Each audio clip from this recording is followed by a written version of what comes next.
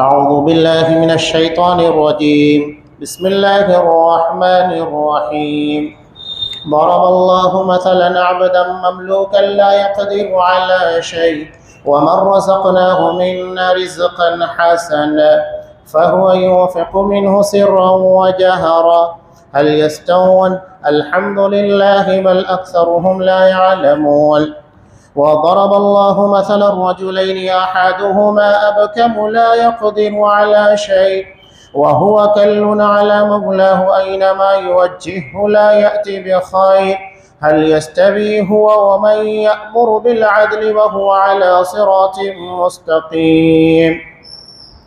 ولله غيب السماوات والأرض وما أمر الساعة إلا كلمح البصر أو هو أقرب إن الله على كل شيء قدير. والله أخرجكم من بطون أمهاتكم لا تعلمون شيئا وجعل لكم السمع والأبصار والأفئدة لعلكم تشكرون. ألم يروا إلى الطير مسخرات وفي جو السماء ما يمسكهن إلا الله إن في ذلك لآيات لقوم يؤمنون. والله جعل لكم من بيوتكم سكنا وجعل لكم من جلود الأنعام بيوتا تستخفونها يوم ظعنكم ويوم إقامتكم ومن أصوافها وأوبارها وأشعارها أثاثا ومتاعا إلى حين. والله جعل لكم مما خلق ظلالا وجعل لكم من الجبال أكنانا وجعل لكم سرابيل تقيكم الحر وسرابيل تقيكم بأسكم كذلك يتم نعمته عليكم لعلكم تسلمون. فإن تولوا فإنما عليك البلاغ المبين. يعرفون نعمة الله ثم ينكرون وأكثرهم الكافرون.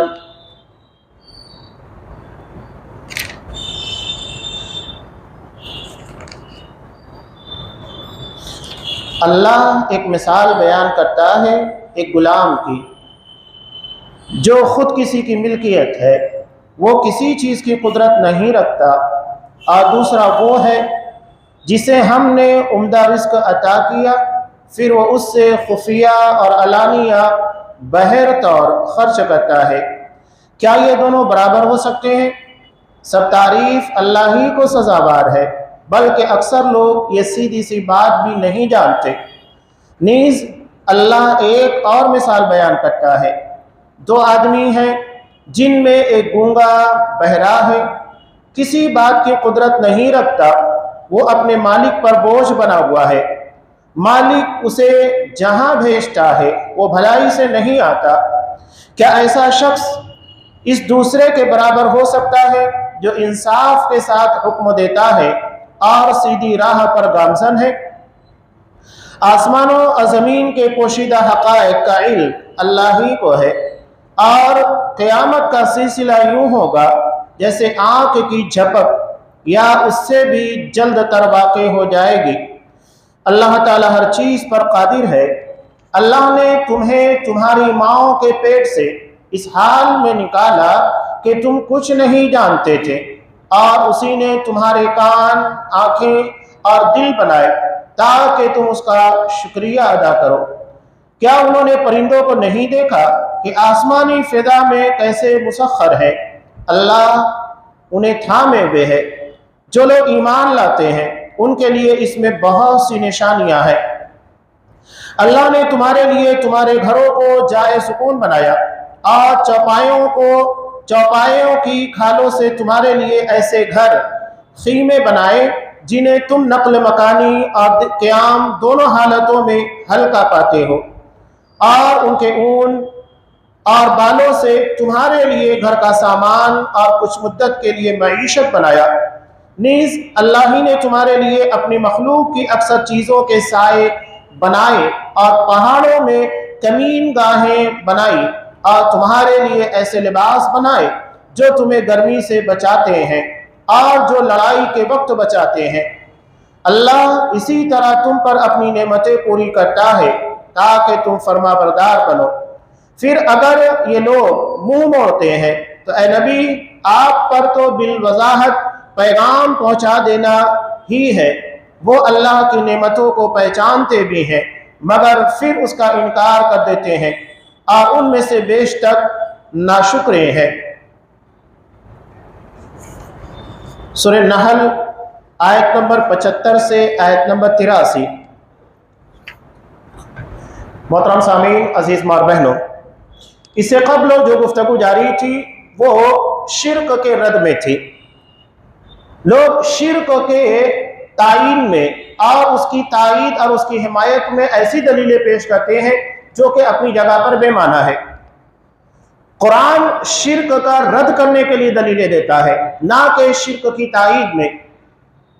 ہمارے یہاں عام طور سے آپ لوگوں کو مثال بیان کرتے ہوئے سنتے ہیں، کہتے کہ وسیلہ یعنی اللہ کے پاس بغیر کسی وسیلے کے نہیں پہنچ سکتے۔ جس طرح اگر ہمیں چھت کے پر جانا ہے تو ہمیں سیڑھی کی ضرورت پیش آتی ہے، اگر کسی بادشاہ تک رسائی حاصل کرنا ہے تو وزیر کی درباریوں کی ضرورت پیش آتی ہے، اس کے بغیر نہیں جا سکتے۔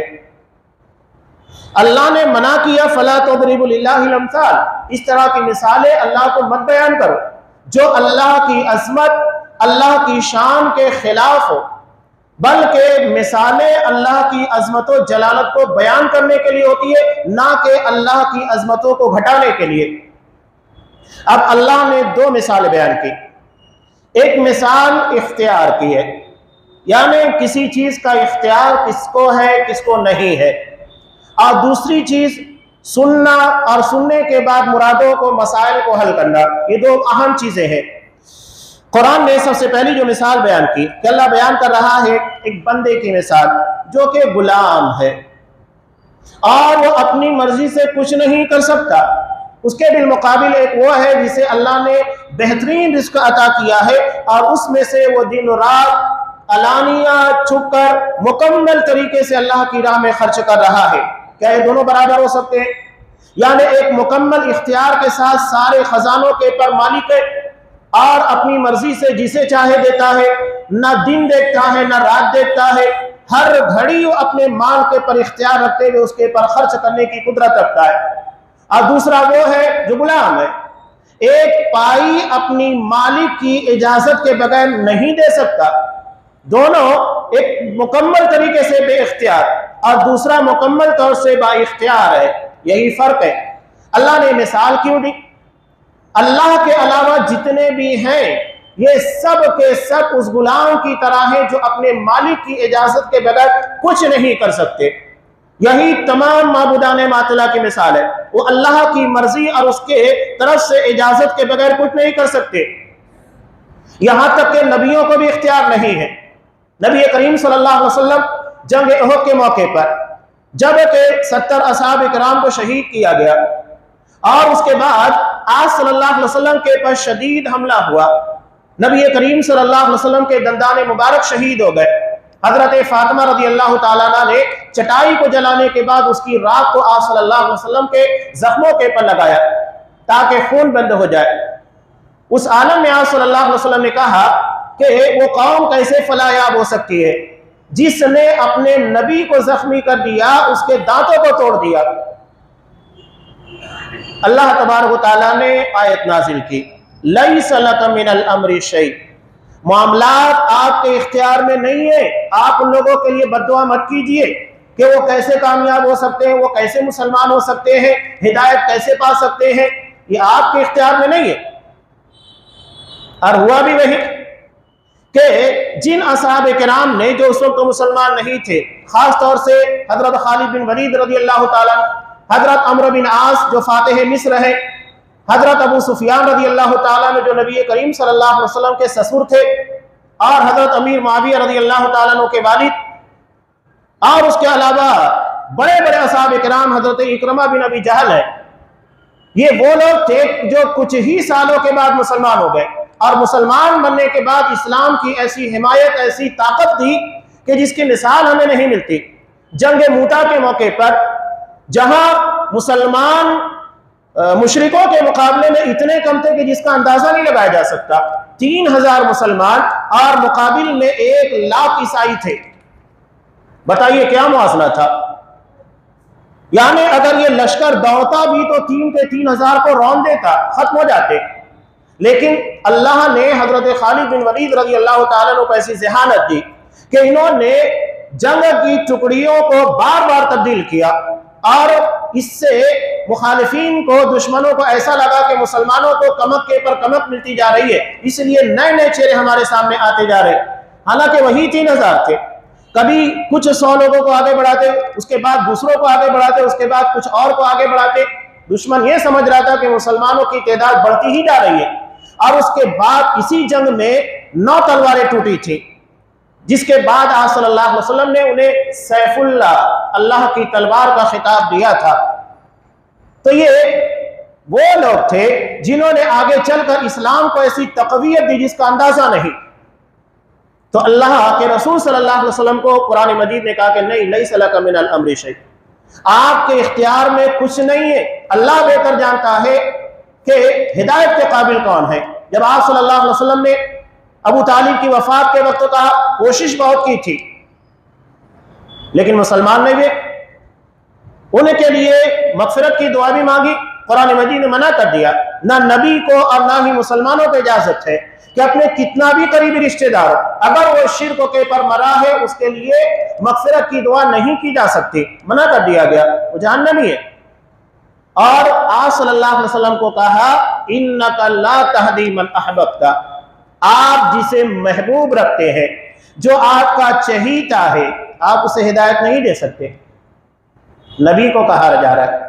تو یہ اختیارات صرف اللہ کے ہاتھ میں، اللہ نے نبیوں کو بھی نہیں عنایت کیا، یہاں تک کہ اپنے خلیل حضرت ابراہیم علیہ السلام قیامت کے دن اللہ کے یہاں پر اپنے باپ کے حق میں دعا مانگیں گے، درخواست کریں گے، شفاعت کریں گے، رد ہو جائے گی، کوئی اختیار نہیں، جو اللہ اجازت دے اتنا ہی ہے، اس کے آگے کوئی اختیار کسی کو نہیں ملتا۔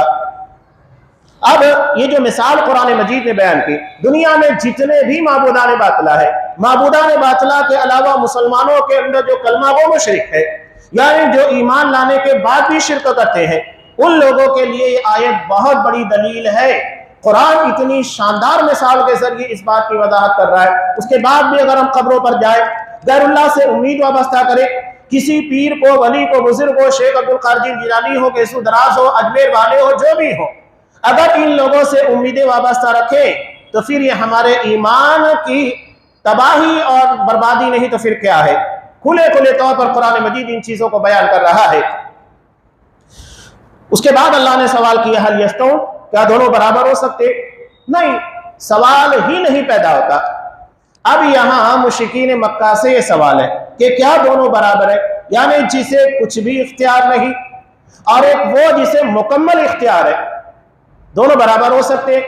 اگر مشرکین مکہ کہیں گے کہ نہیں، تب بھی وہ پھنستے ہیں کہ جب تمہارے معبودان باطلہ کو کوئی اختیار ہی نہیں، وہ غلام کی طرح ہے، تو کیوں ان کی عبادت کرتے ہو؟ با اختیار کی عبادت کرو، جو ہر چیز کا مالک ہے، ہر چیز کے پر قدرت رکھنے والا، اس کے فیصلوں کو کوئی رد کرنے والا نہیں۔ اور اگر وہ جواب نہیں بھی دیتے ہیں تو پھنستے ہیں۔ اس کا مطلب ہے کہ تمہارے پاس جواب نہیں ہے، خاموش، جسے ہم کہتے ہیں کہ مسکت، خاموش کر دینا۔ تو یہ قرآن مجید نے ایک مثال بیان کی۔ اس کے بعد اللہ ایک دوسری مثال بیان کر رہا ہے 2 آدمیوں کی۔ پہلا وہ ہے اب کم، گونگا ہے، بہرا ہے، نہ تو بول سکتا ہے نہ سن سکتا ہے، یعنی اس کے پاس صلاحیتیں ہی نہیں ہے۔ لا یقدر والا شیء، کسی چیز کے پر قدرت نہیں رکھتا، نہ سننے کی صلاحیت، نہ عطا کرنے کی صلاحیت دینے کی، اور نہ مشکلات اور مسائل کو دور کرنے کی صلاحیت۔ وہ جہاں جاتا ہے کوئی خیر نہیں لاتا۔ کیا یہ برابر ہو سکتا ہے؟ اور وہ جو کہ عدل کے ساتھ حکم دیتا ہے، یعنی اس کی ہر بات وزندار ہے، دلیل کے ساتھ ہے، اور مکمل طریقے سے براہین سے سجی بھی ہے، دونوں برابر ہو سکتے؟ نہیں ہو سکتے۔ قرآن نے یہ 2 دلیلیں پیش کی۔ اب یہاں خاص طور سے مسلمانوں کے بارے میں قرآن نے کیا کہا؟ اب کم، یعنی وہ شخص ہے جو گونگا ہے، نہیں بول سکتا۔ یہاں 2 طرح کے لوگ ہوتے ہیں، ایک وہ ہوتا ہے جو گونگا ہوتا ہے، سنتا ہے لیکن گونگا، یعنی اس کو بولنے کی صلاحیت نہیں، اور دوسرا وہ جو بہرا ہے، اور جو بہرا ہوتا ہے وہ ہمیشہ گونگا ہوتا ہے۔ اس لیے کہ جب وہ سنے گا نہیں تو بولے گا کیا؟ قرآن نے کہا یہ اگر سن بھی لے بالفرض تو یہ بول نہیں سکتے۔ اور آج تک آپ دیکھ لیے کسی بھی قبر سے کوئی آواز آپ کو نکلتے ہوئے نہیں سنائی دے گی کہ کوئی آواز آپ نے سنی ہو، یا آپ نے وہاں جانے کے بعد کچھ فریاد رسی کی ہو اور اس کا جواب آپ کو ملا ہو، نہیں مل سکتا۔ قرآن کہہ رہا ہے کہ یہ قبر والے بہرے ہیں، گونگے ہیں۔ نبی کو خطاب کر کے اللہ نے کہا اِنَّكَ لَا تُسْمِعُ الْمَوْتَ وَلَا تُسْمِعُ الصُّمَّ الدُّعَاءَ، کہ آپ کسی بہرے کو نہیں سنا سکتے، نہ کسی مردے کو سنا سکتے ہیں۔ قرآن نے عقل اور نقل دونوں اعتبار سے دلیلوں کو پیش کیا۔ زندہ شخص اللہ نے جس کو سننے کی صلاحیت سے محروم کر دیا، اگر ہم اسے زندگی بھر سناتے رہے وہ نہیں سنے گا۔ تو ایک اختیار رکھنے والا، قدرت رکھنے والا، زندگی سے بھرپور شخص، صرف اللہ نے اس کی سننے کی صلاحیت سے اسے محروم کر دیا، وہ کتنا بھی اس کے پاس کہے نہیں سن سکتا۔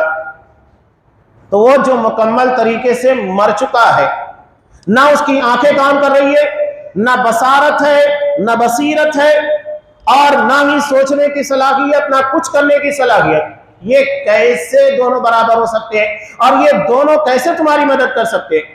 ایک ناممکن چیز ہے۔ نبی کو خطاب کیا، جب نبی کی بات یہ نہیں سن سکتے تو کسی امتی کی کہاں سن سکتے ہیں؟ جبکہ کچھ مواقع کے پر آپ صلی اللہ علیہ وسلم کو اللہ نے اپنی باتوں کو مردوں تک، خاص طور سے مشرکین تک پہنچانے کا اختیار دیا تھا۔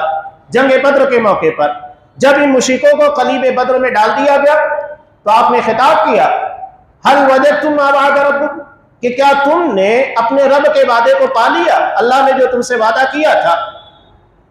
حضرت عمر فاروق نے کہا کہ اللہ کے رسول آپ ان سڑے ہوئے بدبودار جسموں کو خطاب کر رہے ہیں جو سنتے نہیں۔ اس کا مطلب یہ کہ مسلمانوں کا عقیدہ یہی ہے جو حضرت عمر فاروق نے بیان کیا تھا، یہ سنتے نہیں۔ اللہ کے رسول نے کہا کہ یہ آج تم سے کہیں زیادہ سن رہے، اللہ ان کو سنا رہا ہے، ان کی حسرت کے لیے، ندامت اور شرمندگی کے لیے۔ اس کے بعد آپ صلی اللہ علیہ وسلم نے کبھی مردوں سے خطاب نہیں کیا۔ اب جو لوگ یہ دلیل پکڑتے ہیں کہ قبرستان جانے کے بعد ہم جو سلام کرتے ہیں تو وہ مردوں کو سنائی دیتا ہے، اگر وہ سنتے نہیں ہیں تو ہم کہتے کیوں ہیں؟ سلام کی کئی قسمیں ہوتی ہیں۔ ایک ہے سلام تحیہ، یعنی کہیں پر بھی آپ جا رہے ہیں سلام کیجئے گا، اور ایک سلام ہوتا ہے سلام گھر کے اندر بھی اگر کوئی شخص نہیں ہے سلام کرنے کا حکم ہے، اس لیے کہ وہاں پر فرشتے دیگر وہ تمہاری آواز کو سنتے ہیں، تو وہاں پر بھی سلام کا حکم ہے کہ نہیں ہے تب بھی آپ سلام کیجئے تاکہ وہ آپ کے گھر میں دعا اور اندیکھی مخلوق کے لیے ذریعہ بنے۔ اور یہی معاملہ قبرستان کا بھی ہے، وہ سلام دعا ہے، دعا کے لیے ان کے پر عذاب نہ ہو، ان کی بخشش ہو جائے، اس کے لیے وہ دعا ہوتی ہے۔ یہ سلام وہ سلام نہیں ہوتا ہے کہ مخاطب کو سنایا جائے، بلکہ ان کے دعا کے لیے ہوتا ہے۔ قرآن مجید آج بھی ہم پڑھتے، قرآن میں ہے قُلْ يَا أَيُّهَا الْكَافِرُونَ، کہہ دو اے کافروں، کیا لازم ہے کہ کافر ہماری آواز سنے تبھی ہم کہیں گے؟ یہ ایک حکم ہے، بس ہم کو پڑھنا ہے، وہ ہماری آواز سنے نہیں سنے لیکن کہنا ہے۔ اور عمومی طور پہ تو نماز کے اندر کوئی کافر تو سنتا ہی نہیں ہے، لیکن ہم برابر پڑھتے ہیں قُلْ يَا أَيُّهَا الْكَافِرُونَ۔ تو لازم نہیں کہ ہم جب خطاب کریں تو خطاب کے بعد جو سامنے ہے وہ آواز سنے۔ حضرت عمر فاروق نے پتھر کو خطاب کیا، حجر اسود کو، اور اس سے کہہ رہے ہیں کہ میں جانتا ہوں کہ تو ایک پتھر ہے، لا تضر ولا تنفع، نہ نقصان دے سکتا ہے نہ نفع، اس کے بعد بھی تجھے بوسہ دے رہا ہوں۔ تو کیا حجر اسود حضرت عمر فاروق کی آواز کو سن رہا تھا؟ نہیں، بلکہ یہ پیغام امت تک پہنچانا مقصود تھا کہ اس پتھر کو اس بنیاد کے پر بوسہ دیا جا رہا ہے کہ رسول اللہ صلی اللہ علیہ وسلم کی سنت ہے۔ سنت آ جائے تو پھر وہاں اپنے دماغ، اپنی عقلیات اور قیاس کو اختیار نہیں کیا جاتا، چپ چاپ اس کے پر عمل کیا جائے گا کہ نبی کی سنت ہے، یہی ہمارے لیے کافی ہے۔ تو یہ قرآن مجید نے ان چیزوں کا رد کیا جو مشرکین مکہ کیا کرتے تھے۔ تو دو طریقے سے یہاں پر رد ہوا، پہلا تو یہ اختیارات، یعنی ان لوگوں کے پاس کوئی اختیار نہیں، اور دوسری بات یہ کہ سننے کی صلاحیت یہ بھی ان لوگوں کے پاس موجود نہیں ہے۔ اب کچھ لوگ یہ کہتے ہیں کہ یہاں جو دوسری مثال بیان کی گئی ہے اس سے مراد مشرکین مکہ اور رسول اللہ صلی اللہ علیہ وسلم ہے جو انہیں ہدایت کی طرف، عدل کے راستے کی طرف دعوت دیتے ہیں۔ اب یہاں مشرکین کے لیے ایک شوشہ تھا۔ وہ شوشہ کیا تھا؟ جب ان ساری چیزوں کی، ان سارے دلائل کا جواب نہیں دے پاتے، مسکت خاموش ہو جاتے، تو وہ کیا کیا کرتے تھے؟ مدعا اٹھاتے تھے قیامت کا، کب آئے گی، قیامت کب آئے گی، بلکہ اسے مذاق کے طور پر لے لیا تھا، کب آئے گی، بار بار اسی کے بارے میں سوال ہوتا۔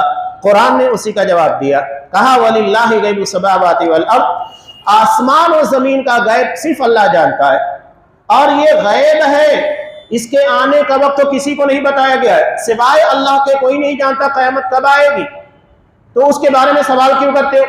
وہ اللہ بہتر جانتا ہے، یہ میرے اختیار میں نہیں ہے، تو میرے سے سوال نہ کرو۔ اس کے بعد اللہ نے کہا وَمَا أَمْرُ السَّاعَةِ إِلَّا كَلَمْحِ الْبَصَرِ أَوْ هُوَ أَقْرَبُ، کہ قیامت تو ایسے ہے جیسا کہ آنکھ کا جھپکنا یا اس سے بھی جلد۔ ایک روایت جسے امام بخاری رحمۃ اللہ علیہ نے نقل کیا، نبی کریم صلی اللہ علیہ وسلم نے ارشاد فرمایا کہ دو لوگ کپڑے کا سودا کر رہے ہوں گے، ایک خریدار ہوگا اور دوسرے دکاندار ہوگا، ابھی وہ سودا نہیں ہو پائے گا، قیامت آ جائے گی، یعنی اتنی جلدی آئے گی۔ بتانے کا مقصد یہ، آپ صلی اللہ علیہ وسلم نے کہا کہ ایک شخص اونٹنی کا دودھ دو رہا ہوگا، ابھی وہ اسے لے نہیں جا پائے گا کہ قیامت آ جائے گی۔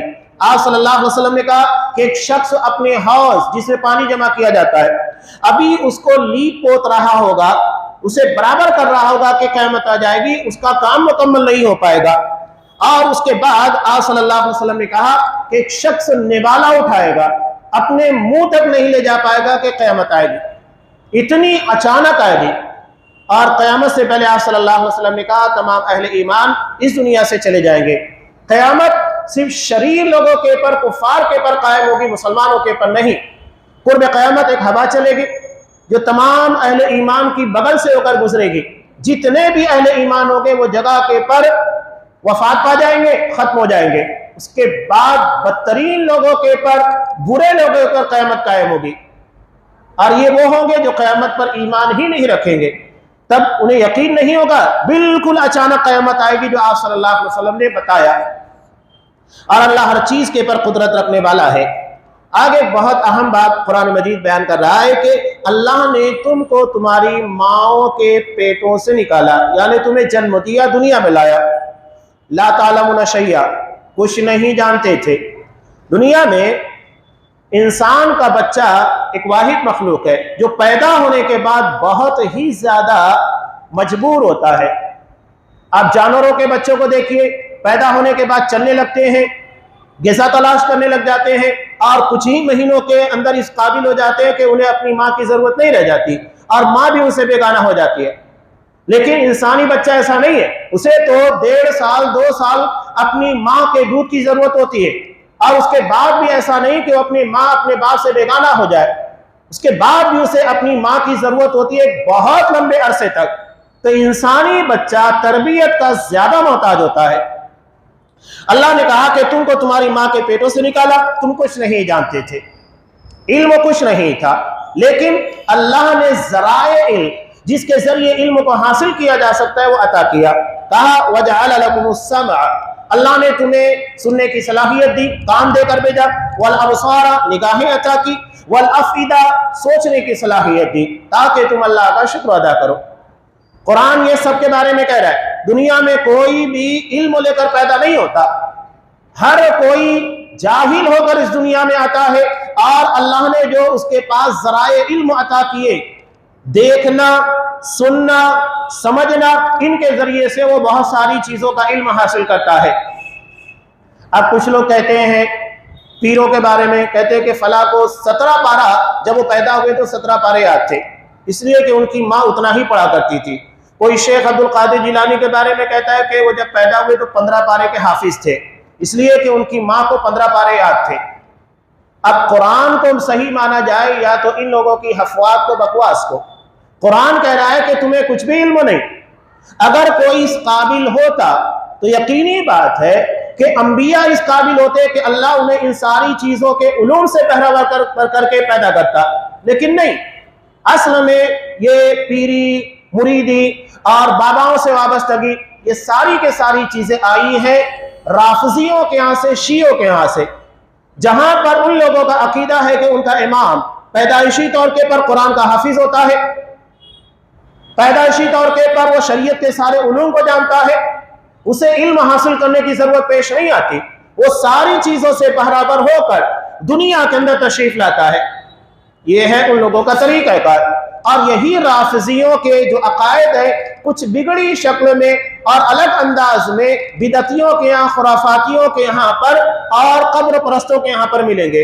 وہ اپنے پیروں کے بارے میں، ولیوں کے بارے میں اور شیخ عبد القادر جیلانی ان لوگوں کے بارے میں اس طرح کا عقیدہ رکھتے ہیں، جبکہ قرآن کہہ رہا ہے کہ اللہ تمہیں ماں کے پیٹ سے جب پیدا کرتا ہے کچھ علم نہیں ہوتا، بعد میں علم ملتا ہے، جو ذرائع اللہ نے تم لوگوں کو عطا کیے۔ آگے اللہ نے اپنی چند اہم نعمتوں کا جو بنیادی طور پر ہر انسان کے لیے ضروری ہوتی ہے ان کا تذکرہ کیا۔ سب سے پہلے اللہ نے کہا ذرا غور کرو پرندوں کے پر جو فضا میں اڑتے ہیں، پروں کو سمیٹ بھی لیتے ہیں، پھیلا بھی دیتے ہیں، کون انہیں فضا میں تھامتا ہے؟ اللہ تبارک و تعالیٰ۔ بتانے کا مقصد یہ کہ اللہ نے قانون فطرت بنایا، اور انہی چیزوں کو دیکھنے کے بعد انسان ترقی کرتے ہوئے ہوائی جہاز کو بنایا، اور وہ بھی فضا میں اڑ رہی ہے۔ یعنی ایک ایگزامپل اس کے سامنے تھی پرندوں کی، اسی کی بنیاد کے پر اس نے ہوائی جہاز کو بنایا، اور اس کے پر وہ اپنی زندگی کو، سفر کو آسان کر رہا ہے۔ اب آگے اللہ بیان کر رہا ہے کہ اللہ نے تمہارے لیے گھر بنائے، تمہارے لیے جانوروں کے چمڑے دیے جس کے ذریعے تم خیمے بناتے ہو۔ یہ ان لوگوں کی مثال دی جا رہی ہے جو خانہ بدوش تھے، یعنی جن کے اپنے مکانات پختہ نہیں تھے، بلکہ یہ جگہ جگہ کے پر بسیرا کیا کرتے تھے، جیسا کہ آج کے دور میں ہم خانہ بدوش کہتے ہیں، اور جو بہت آسان اور ہلکے ہوتے ہیں، مختلف قسموں کے موسموں میں تمہیں ساتھ دیتے ہیں۔ اس کے علاوہ ان کے جو بال ہیں، اون، چمڑے ہیں، اور مختلف قسموں کی چیزیں، چاہے ان کے جسموں سے نکلنے والے فضلات ہو، ہر چیز تمہارے استعمال کے قابل ہوتی ہے۔ اب بھی آپ دیہاتوں میں دیکھیے گا اوپلی جو بنائی جاتی ہے گائے، بیل، بھینس وغیرہ کے گوبر سے، اسے جلانے میں ایندھن کا کام لیا جاتا ہے، اس کو جلایا جاتا ہے۔ قرآن کہہ رہا ہے کہ ہر چیز تمہارے فائدے کے لیے رکھے۔ ایک جانور کے اندر وہ گوشت بھی دیتا ہے، دودھ بھی دیتا ہے، چمڑا بھی دیتا ہے، اس کے علاوہ اس کے جسم کا فضلہ بھی تمہارے کام آتا ہے، اور اگر اس کو ایندھن کے طور پر استعمال نہ بھی کیا جائے تو تمہاری فصل کے اندر، کھیتوں کے اندر بہت زیادہ اہمیت رکھتا ہے، جو فصلوں کو بہتر طور کے پر بڑھاوا دینے کے کام آتا ہے۔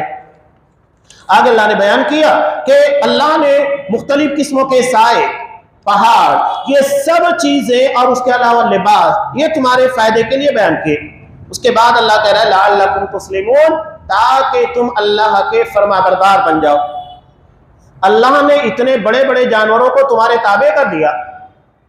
ایک بیل کتنا طاقتور ہوتا ہے، گائے کتنی طاقتور ہوتی ہے، لیکن اللہ نے مسخر کر دیا، وہ آسانی کے ساتھ دودھ بھی دے دے گی، ہم اسے ذبح کرنا چاہے ذبح بھی کر سکتے ہیں، اور اس کے جسم سے تمام چیزوں کا فائدہ اٹھا سکتے ہیں۔ تو یہ لعلکم تسلمون، غور کرو کہ ایک جانور کو اللہ نے تمہارے تابع کیا، مسخر کیا، تو تمہیں کتنا فائدہ دے رہا ہے۔ اللہ کی اتنی ساری نعمتوں کے بدلے میں تم اللہ کی کتنی شکر گزاری اور اللہ کی اطاعت و فرما برداری کر رہے ہو۔ اس کے بعد اللہ نے کہا اتنی ساری دلیلوں کے باوجود اور اتنی ساری باتوں کا بیان کرنے کے باوجود فَإِن تَوَلَّوْا، اگر وہ منہ موڑ لیتے ہیں، آپ کی بات سنتے نہیں، مانتے نہیں، کوئی مسئلہ نہیں، فَإِنَّمَا عَلَيْكَ الْبَلَاغُ الْمُبِينُ، تمہارا کام ہے کھلے طور کے پر اپنی باتوں کو پہنچا دینا، مانے نہ مانے ان کا مسئلہ ہے، تمہارا کام پہنچا دینا ہے۔ ہماری ذمہ داری کسی کے دل میں ہدایت کو راسخ کرنا نہیں ہے، بلکہ کوشش کرنا ہے۔ قرآن کہہ رہا ہے یعرفون نعمت اللہ، اللہ کی نعمتوں کی معرفت انہیں ہے۔ ایک ہوتا ہے علم، ایک ہوتا ہے معرفت۔ علم کے آگے معرفت ہے، جان پہچان، کسی چیز کو جاننا اور کسی چیز کو پہچاننا، یعنی اس کے فوائد اور اس کی بہت ساری اہمیتوں کے بارے میں علم رکھنا، یہ معرفت ہوتی ہے۔ تو اللہ کی نعمتوں کی معرفت ہے، پھر اس کے بعد بھی اس کا انکار کر دیتے ہیں، اور اکثر لوگ کافر ہیں۔ اس کے آگے قرآن مجید نے قیامت کا منظر نامہ بیان کیا ہے، اور وہ لوگ جو اللہ کی نعمتوں کی قدردانی نہیں کرتے۔ اس کے لیے ایک بہت اچھی مثال ایک بڑھیا کی جو کہ مکہ کے اندر مشہور تھی، اس کا تذکرہ انشاءاللہ آئندہ درس میں یہ چیزیں تفصیل کے ساتھ آئے گی۔ اللہ تبارک و تعالیٰ سے دعا ہے پروردگار ہمیں قرآن کے ذریعے جو عظیم نعمت ہے توحید کی، اس نعمت کو سمجھنے اور اس کے پر قائم رہنے کی توفیق دے۔ شرک، بدعت، خرافات، ہر وہ چیز جو عقیدہ توحید سے دور کرنے والی ہے، ان ساری چیزوں سے ہماری حفاظت فرما۔ آمین۔ وآخر دعوانا الحمدللہ رب العالمین۔